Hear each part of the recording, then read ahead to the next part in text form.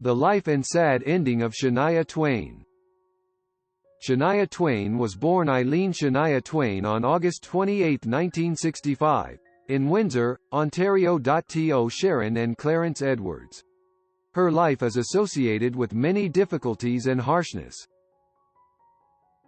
Shania Twain went to Timmins High and Vocational School, and sang for a local band called Longshot.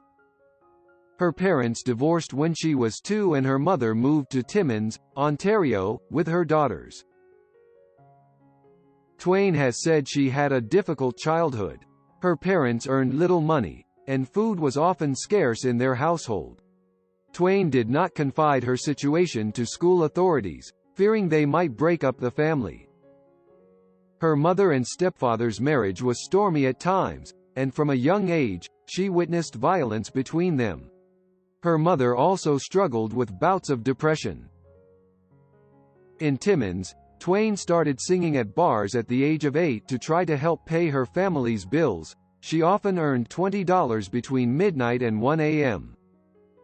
Although she expressed a dislike for singing in those bars, Twain believes that this was her own kind of performing arts school on the road.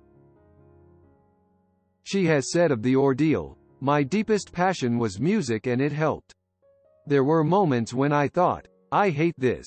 I hated going into bars and being with drunks. But I loved the music and so I survived." She states that the art of creating, of actually writing songs, was very different from performing them and became progressively important. What is shown here is the natural talent of Shania Twain. At age 13, Twain was invited to perform on the CBC's Tommy Hunter show. While attending Timmins High and Vocational School, she was also the singer for a local band called Longshot, which covered top 40 music. Extraordinary energy to live has helped her steadfast on her own decisions to live and work. In the early 1980s, Twain spent some time working with her father's reforestation business in northern Ontario, which employed some 75 Ojibwe and Cree workers. Although the work was demanding and the pay low, Twain said, "I loved the feeling of being stranded. I am not afraid of being in my own environment, being physical, working hard. I was very strong. I walked miles and miles every day and carried heavy loads of trees. You can't shampoo, use soap or deodorant, or makeup, nothing with any scent. You have to bathe and rinse your clothes in the lake. It was a very rugged existence. But I was very creative and I would sit alone in the forest with my dog and a guitar and would just write songs." After graduating from high school in 1983, she joined a band called Flirt, and toured all over Ontario with the band. She also started taking singing lessons from a coach. She met country singer Mary Bailey, who arranged her meeting with John Kimbell. The latter was organizing a fundraiser in 1987 for the National Aboriginal Achievement Foundation, where she got a chance to perform. In 1987, her parents got killed in an automobile accident, leaving the 22-year-old Shania to take care of her younger siblings. After her siblings grew up, she was finally able to focus on building her career. She recorded a demo tape and sent them to record executives. Mercury Nashville Records recognized her potential and signed a contract with her. Her self-titled debut album was released in 1993. The album received positive reviews. It consisted of 2 minor hits, What Made You Say That? And Dance with the One That Brought You. She released her second studio album, The Woman in Me, in 1995. She had written and co-written most of the songs for this album. It became a bestseller, peaking at number 1 in the U.S. Billboard Top Country Albums. The album, The Woman in Me, was her first big hit. It established her as a popular country singer. The album went multi-platinum within months of its release and was certified diamond after 5 years. Her 1997 album, Come On Over, is her greatest hit. The album was highly appreciated for breaking free of traditional stereotypes. It peaked at number 1 in the U.S. Billboard Top Country Album chart. It became the best-selling country music album of all time. She has won 5 Grammy Awards, including the Best Country Album for The Woman in Me, and Best Country Song for Come On Over. She was presented with the American Music Award for Favorite New Country Artist in 1996.